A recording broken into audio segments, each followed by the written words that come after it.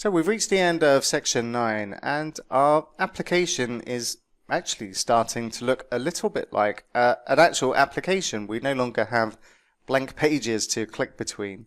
So let's review the learning goals of this particular section. We've taken a look at using TypeScript and we're now starting to use TypeScript in our code. Tons of advantages to using this. Even though we don't have to, we can use Angular completely just using any for every single type, but we lose all of the wonderfulness that we get from TypeScript just by adding not even lines of code, but just a type every now and again to help TypeScript out if it's not able to infer the type that we're using. So we're going to be using that for the rest of this course. We're going to be always using types because they're so good. What we also did was added another interceptor to send up our JWT tokens. So we no longer have to worry about doing that with any of our code. Our interceptor is going to take care of that for us.